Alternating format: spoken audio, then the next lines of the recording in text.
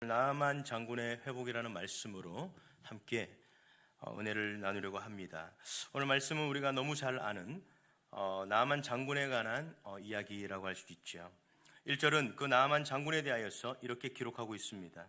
아람 왕의 군대 장관 나아만은 그의 주인 앞에서 크고 존귀한 자니 이는 여호와께서 전에 그에게 아람을 구원하게 하셨습니다. 그는 큰 용사라. 자, 이 한 절 속에 그가 얼마나 대단한 사람인지를 보여주고 있습니다. 그는 아람의 군대 장관이었습니다. 그리고 왕이 신뢰하는 존귀한 자였고 아람을 구원한 전쟁 영웅이었습니다. 큰 명예와 권력을 가졌고 왕과 백성들로부터 칭찬과 명성을 한 몸에 받고 있었던 자가 오늘 기록된 이 나아만 장군이었습니다. 그런데 나아만에게는 한 가지 치명적인 문제가 있었죠. 바로 그가 나병 환자였다는 겁니다. 큰 용사이나 나병 환자더라. 그가 아무리 강한 용사라고 해도 또 칭찬과 명성과 권력을 많이 누리고 있었더라고도 해도 지금 나아만은 나병이라는 한계를 안고 있었다는 것입니다. 나아만은 그가 누리고 있었던 모든 것을 주더라도 자신의 나병을 회복하고 싶었을 겁니다. 그러나 자신이 가진 것으로는 해결할 수가 없었던 겁니다. 이것이 나아만 장군의 아킬레스건과 같은 문제였습니다. 이 장면을 대하다가 나아만 장군의 화려한 이력, 그 이면에 감춰진 아픔들이 현대를 살아가는 우리들의 모습 속에도 동일하게 있겠다는 생각을 해보게 되었습니다. 겉으로 보기에는 성공했고 이력이 화려해서 남들이 부러워할 만한 삶을 살아갈 수도 있습니다.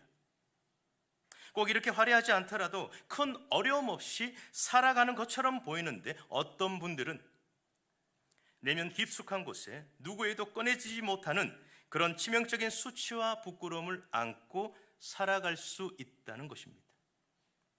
우리가 가진 돈과 쌓아놓은 명예와 인맥으로도 도무지 해결되지 않는 어떤 문제들로 발버둥 치는 인생일 수 있다는 겁니다. 그러면 답이 없는 것일까요? 그렇지 않습니다. 우리는 나아만 장군의 이야기가 어떻게 마무리를 맺고 있는지를 너무 잘 압니다. 정답은 하나님이죠. 그 힌트를 이미 1절에서 주고 있습니다. 다시 읽어보시면 아람 왕의 군대 장관 나아만은 그의 주인 앞에서 크고 존귀한 자니 이는 여호와께서 전에 그에게 아람을 구원하게 하셨더라. 나아만이 왕 앞에서 존귀하게 되고 아람을 구원하게 된 이유를 지금 밝히고 있습니다. 그 이유를 어떻게 설명하고 있습니까? 여호와께서 전에 그에게 아람을 구원하게 하셨다. 하나님이 그를 사용해서 아람을 건지신 것을 말씀하고 있는 것입니다. 그래서 나아만은 지금 아람의 영웅이 된 것이죠. 보시면 나아만은 하나님 때문에 지금 아람 땅에서 우뚝 세워졌다는 겁니다. 그런데 여전히 나병의 문제를 안고 있었던 그 인생에 다시 한 번 더 하나님이 개입하심으로 그의 삶에 가장 중요한 문제였던 치명적이고 아킬레스건과 같았던 그 나병을 고침받게 된 것입니다. 우리도 마찬가지입니다. 우리가 지금 제법 살게 된 것은 전적으로 하나님의 은혜라는 사실을 우리는 기억할 수 있어야 합니다. 그런데 여전히 그 삶에서 해결되지 않는 문제들, 내면을 썩게 만들고 삶을 무기력하게 하고 누군가에게 보일 수 없을 만큼 그 추함 때문에 고통 속에 계시는 분들이 있을 수 있습니다. 그런데 그런 모든 문제도 우리 하나님은 해결하실 수 있다는 그 믿음을 갖고 하나님 앞에 선다면 회복될 줄 믿습니다.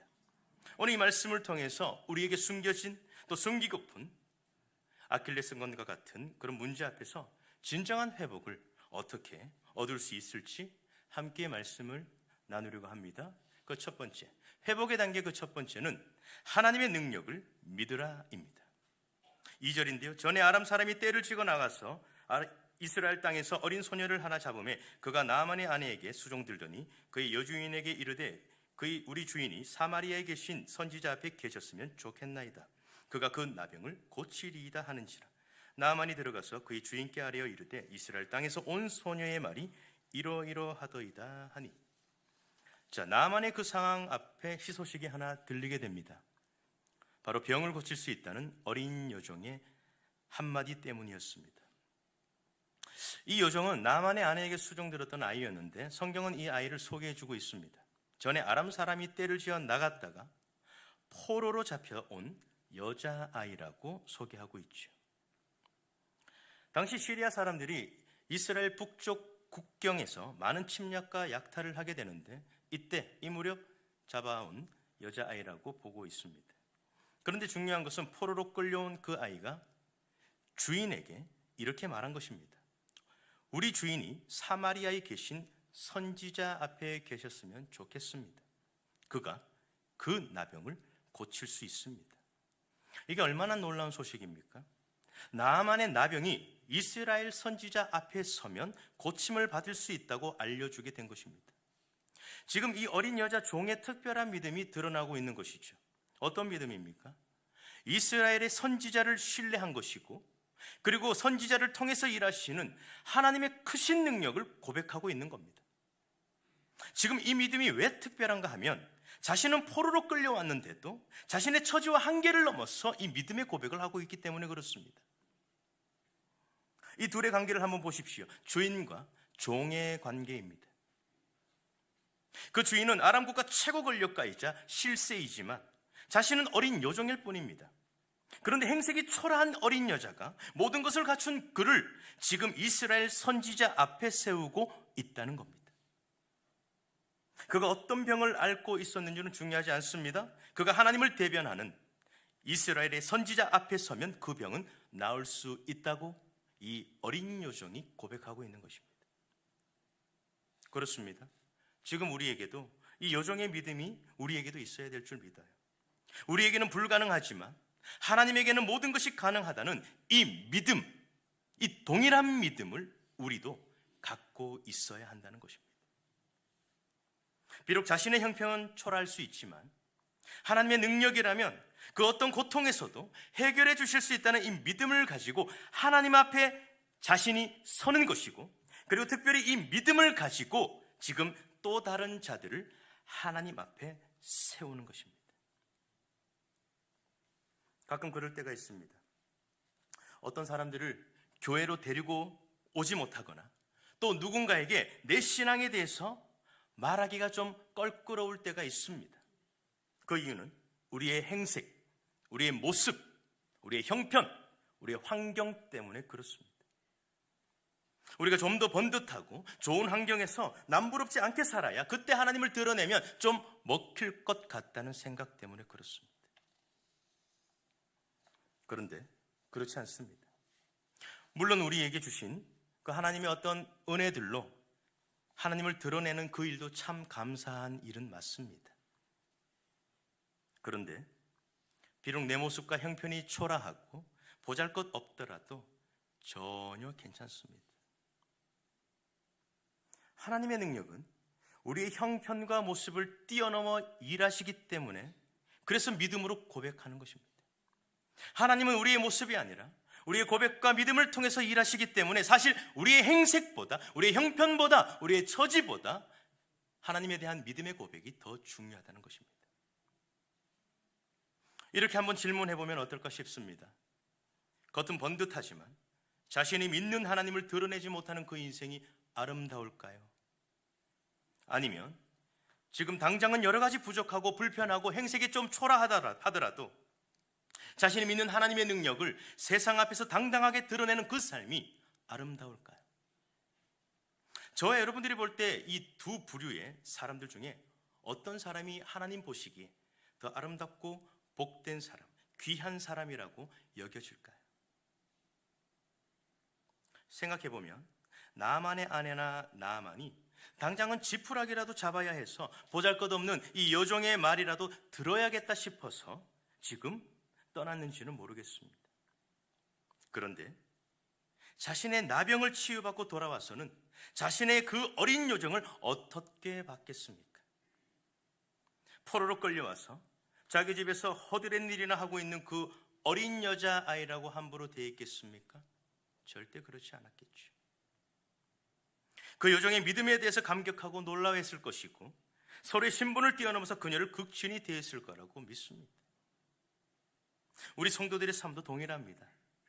겉이 아무리 화려해도 하나님의 능력을 신뢰하지 않고 하나님을 드러내지 못하면 아무것도 아닌 것이고, 그러나 자신은 아무리 약하고 부족해도 하나님의 능력을 믿고 드러내며 사랑하는 그 삶에는 하나님의 특별한 기적들을 경험하며 살아가는 그런 삶이라는 것입니다.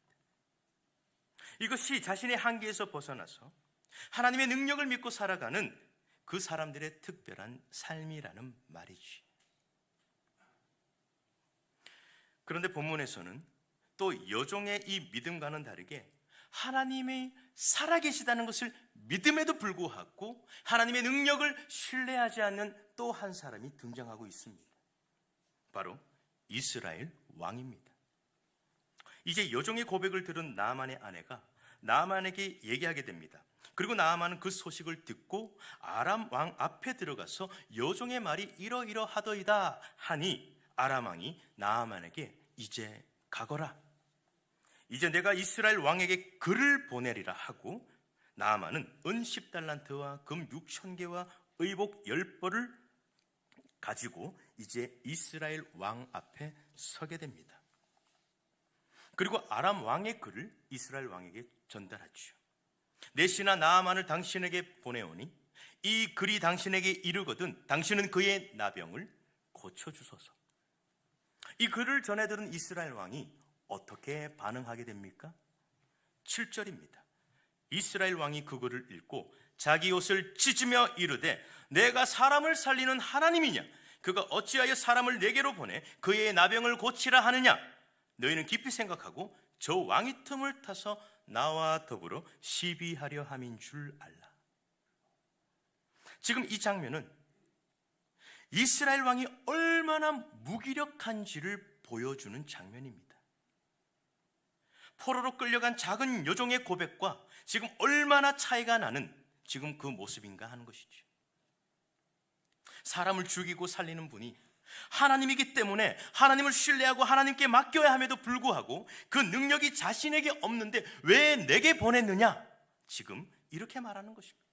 이것이 믿음 없는 삶의 특징입니다. 그 눈이 하나님이 아니라 지금 전적으로 자신에게 맞춰져 있는 것, 이것이 바로 불신인 것입니다. 능력이 계시는 하나님을 바라보지 못하고 능력이 없는 자기를 보는 것.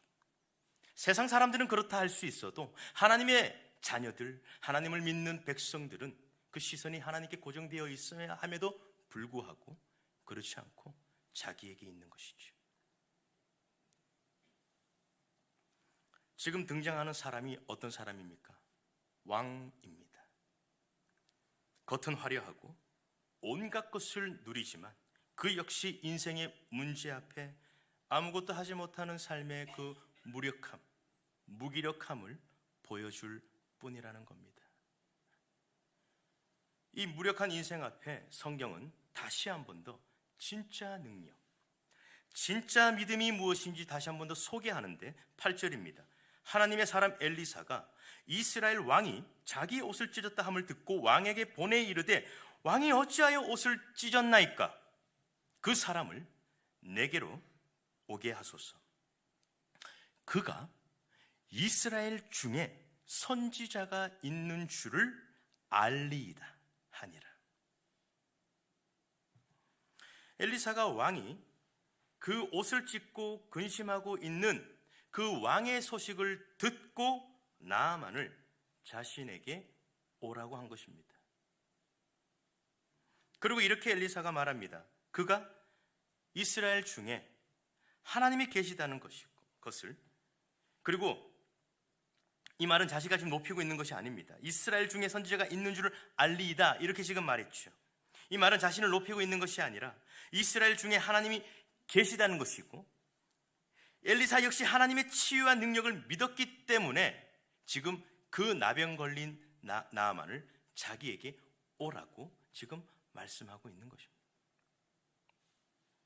아람으로 포로로 끌려간 여종과 엘리사의 믿음이 지금 같은 믿음이라는 것을 우리에게 보여주고 있는 것입니다. 같은 하나님을 바라보고 있기 때문에 그렇습니다. 우리도 이 시간 우리의 문제든 누구의 문제든 하나님 앞에 가면 나음받을 수 있다는 믿음을 갖고 우리 하나님 앞에 세우는 분명한 믿음들을 회복하실 수 있기를 주님의 이름으로 축복합니다. 이것이 회복의 첫 걸음이라는 사실을 믿고 다시 한 번 더 여종의 고백처럼, 그리고 엘리사의 고백처럼 하나님의 능력을 신뢰하는 저와 여러분들이 되시기를 주님의 이름으로 축복하고 소망합니다. 회복의 단계 두 번째는 하나님의 방법을 따르라입니다. 9절부터 11절인데요. 이건 같이 한번 읽겠습니다. 시작.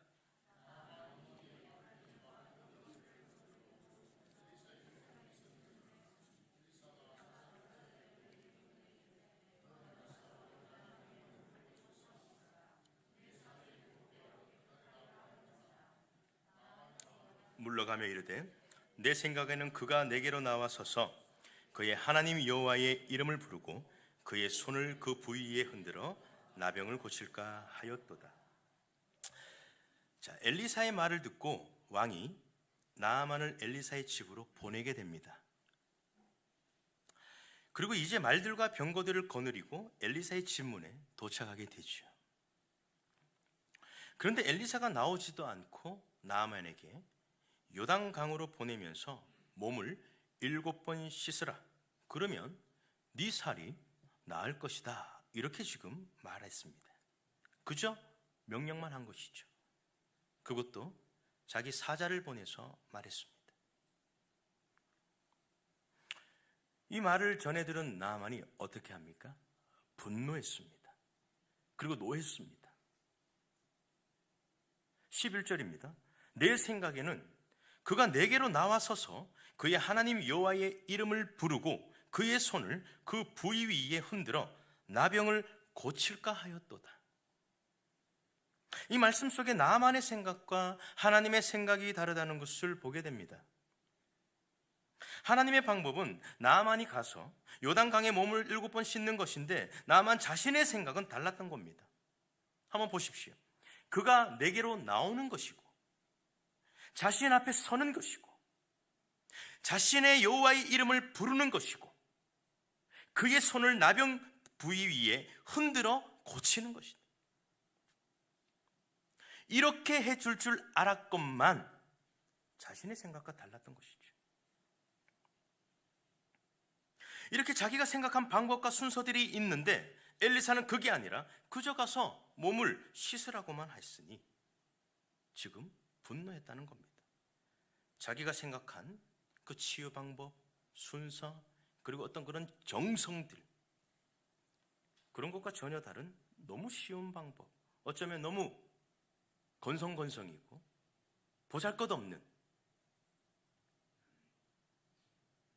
그 명령 앞에 나아만이 분노했다는 겁니다. 자신의 이 생각과 달랐다라는 이 말은 지금 자신의 생각을 놓치지 않았다는 말과 동일하다고 할 수 있겠죠. 자신의 방법이 가장 좋다는 착각 때문에 그렇습니다. 그래서 이렇게 말하는 겁니다. 다메섹 강 아바나와 바르발은 이스라엘 모든 강물보다 낫지 아니하냐. 내가 거기서 몸을 씻으면 깨끗하게 되지 아니하랴 하고 몸을 돌려 분노하며 떠나니. 이것이 기도 응답을 얻지 못하는 사람들의 전형적인 태도입니다. 하나님께 기도 응답을 받으려면 전적으로 하나님의 방법을 신뢰하며 따라야 하는 것입니다. 인간의 이해로는 도무지 해석할 수 없지만 하나님의 그 방법들을 신뢰하며 따를 때 하나님의 응답이 주어진다는 것을 우리는 잘 압니다. 그것을 성경에서는 아주 풍성하게 기록하고 있는데 몇 가지만 말씀을 드리면, 노아에게 방주를 만들라고 명령이 떨어집니다. 노아는 그때부터 이해할 수 없지만 마른 하늘 아래에서 방주를 짓게 되죠. 하나님은 아브라함에게 귀한 독자 이삭을 번제로 바치라고 합니다. 그러나 아브라함은 다 알 수 없었지만 자기의 생각을 내려놓고 그 귀하고 귀한 아들 독자 이삭을 바치려고 했습니다. 여리고성 주변을 7번 돌며 무너진다는 그 사실 허무맹랑한 말씀에 이스라엘 백성들은 하나님의 방법대로 그저 돕니다. 사르밧 과부는 마지막 한 끼를 남겨놓고 엘리야에게 먼저 드려야 했습니다. 이해할 수 없는 명령이었지만 그 말씀대로 순종했고 그 후 그 집에 가루와 기름이 떨어지지 않는 놀라운 기적을 경험하게 되지요. 이렇게 하나님의 방법은 우리의 생각이 미치지 않는 곳에서 시작해서 신묘막측하게 일하시는 것이 하나님의 방법인 것입니다. 그리고 그 방법대로 따라오는 자들을 통해서 기적을 보게 하시는 겁니다. 사실 신앙생활이라고 하는 것이 내 생각과 하나님의 생각이 충돌되는 그 삶의 연속이라고 할 수 있겠습니다. 그 과정 속에서 내 생각을 꽂고 하나님의 뜻을 받아들이느냐, 아니면 내가 하나님보다 앞서가느냐 하는 것에서 이 신앙 성공의 성패가 달려있지요. 하나님의 방법을 따른다고 하는 것은 결국 하나님의 방법이 나의 생각과 좀 다르더라도 하나님의 뜻이 가장 완전한 해결책이라는 것을 믿고 신뢰하며 자기를 내려놓는 것, 그것이 신앙생활인 것입니다. 그런데 지금 나아만은 그렇지 못했다는 겁니다. 자기 생각을 꺾지 못하고 오히려 선지자로부터 돌아서게 됩니다. 그래서 아직 여기까지는 회복이 일어나지 않았던 거죠.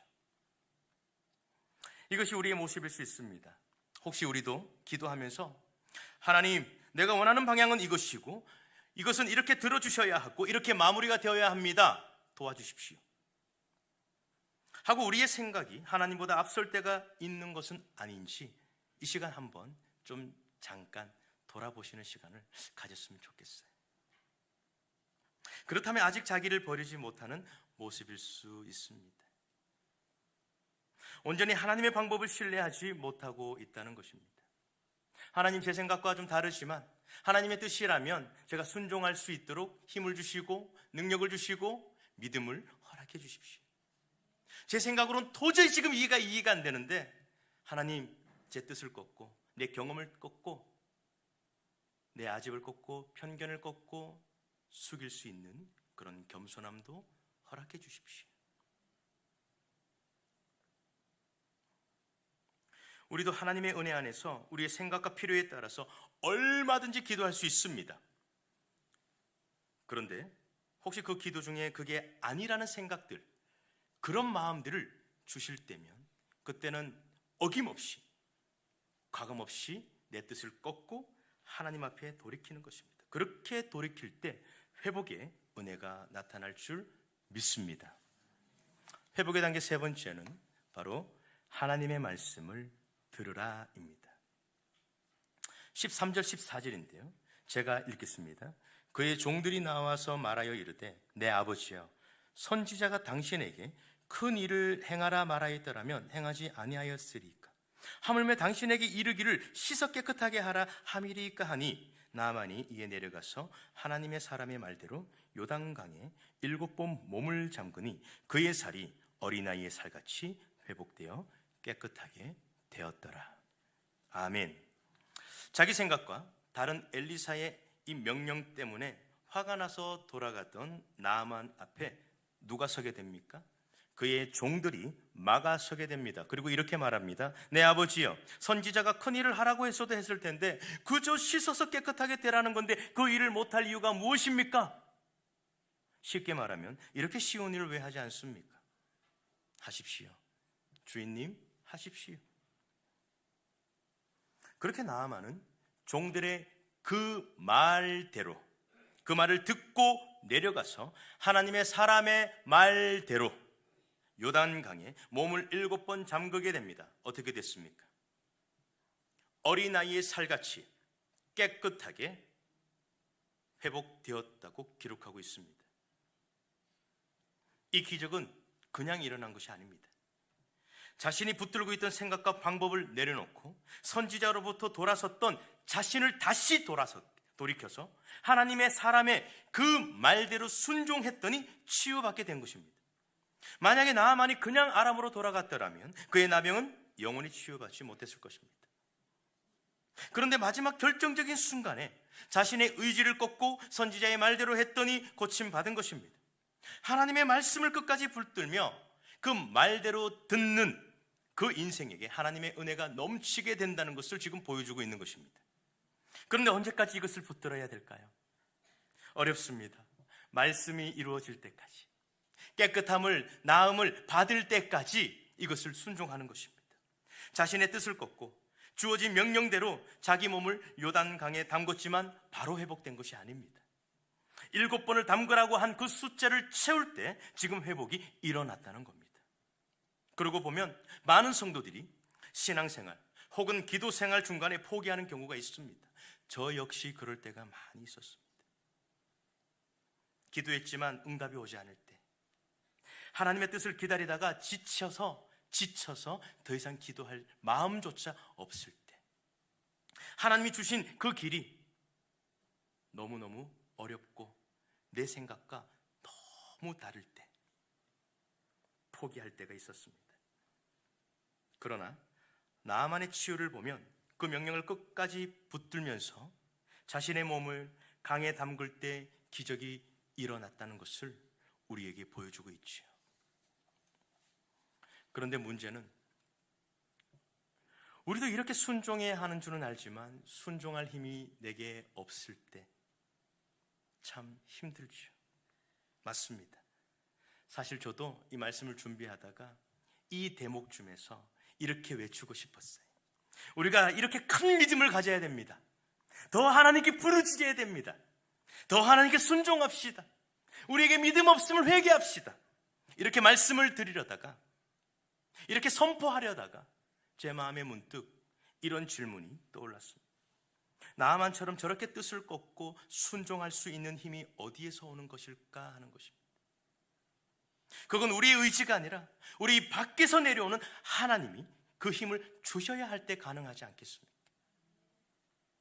순종할 기회도, 순종할 마음도 하나님이 이끄실 때 가능하다는 것입니다. 그러다 이 말씀을 다시 읽다 보니 하나님의 은혜의 손길이 얼마나 풍성한지를 다시 한 번 더 보게 됩니다.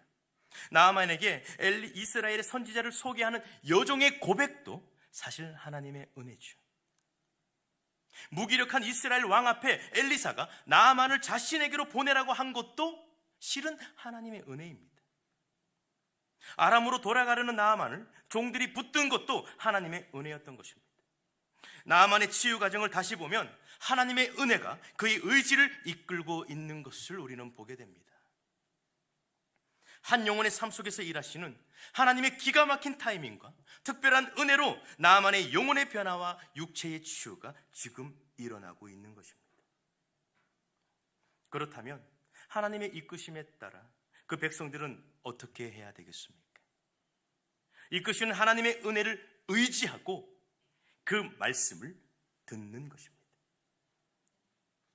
나아만의 삶의 중요한 때에 다양한 사람들이 등장해서 나아만을 이끌고 있지요. 그런데 그때마다 나아만이 듣고 따라간 것입니다. 여종의 말, 엘리사의 말, 종들의 말을 따라 나아만은 지금 하나님이 베푸실 그 은혜 앞으로 나아가고 있는 것입니다. 그래서 들음이 회복에 아주 중요한 조건인 것입니다. 이스라엘 백성들이 왜 망했습니까? 하나님의 말씀을 청종하지 않아서 그렇습니다. 오히려 우상과 이방 나라의 권세 앞에 머리를 숙이면서 그들을 따라갔기 때문에 그렇습니다. 이것이 열왕기를 쓴 목적입니다. 아수르, 바벨론의 포로로 왜 끌려가게 되었는가? 그것은 들음에서 실패했기 때문에 이스라엘이 망했다는 것입니다. 책에는 대부분 왕들이 하나님을 거역합니다. 그런데 열왕기서 그 중간에 엘리야와 엘리사 선지자의 이야기를 위치시킨 다음에 지금 하나님의 말씀을 듣고 순종하며 살아가는 사람들이 어떻게 회복되고 치유되는지를 풍성하게 보여주는 것, 그것이 이 열왕기에 쓴 기록 목적이라고 할 수 있습니다. 하나님 말씀 앞에 순종하면 이방 나라 사람들도 풍성한 은혜와 복을 누리게 된다는 것을 보여주고 있죠. 원래 이스라엘이 하나님께 받은 영광이 얼마나 큽니까? 그들은 하나님의 백성이고 제사장 나라고 거룩한 민족이었습니다. 그러나 지금은 포로민이고 배반자고 하나님께 심판받아 멸망받아서 지금 회복이 불가능한 민족의 모습으로 전락해버리고 말았던 것입니다. 그렇게 부끄러움과 수치를 안고 살아가는 그들에게 아람으로 끌려간 지금 이 포로의 몸이지만 당대 최고의 권세와 그 실세들 앞에서 보여준 이 여종의 믿음의 고백을 통해서 이스라엘 백성들에게 위로와 회복의 길을 선물하고 있는 것입니다. 나중에 회복된 나아만은 엘리사 앞에서 진정한 신이 누구인지를 고백합니다. 15절인데요. 내가 이제 이스라엘 외에는 온 천하에 신이 없는 줄을 아나이다. 포로로 끌려온 작은 여종의 아이의 믿음이 지금 실현되었던 것입니다. 말씀을 맺으려고 합니다. 우리는 지금 사회적으로 인정받는 많은 수식어가 있을 수 있습니다. 그러나 그 수식어가 아무리 화려해도 나만이 가진 나병처럼 인생의 깊은 상처와 해결할 수 없는 아픔을 안고 있는 분이 계실 수 있습니다.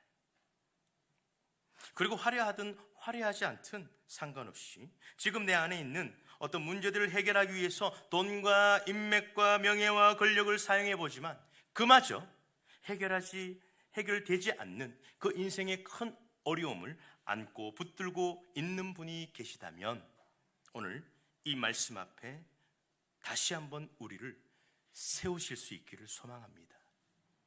하나님은 지금도 살아계시고 여전히 능력의 하나님이 되십니다. 이 하나님 앞에 우리가 바로 설 때 그때 회복이 시작되는 겁니다. 그리고 내 생각과 기대와는 다를지라도 하나님의 방법이 가장 선하고 온전함을 신뢰하면서 하나님을 따르시는 저와 여러분들이 되시기를 주님의 이름으로 축복합니다.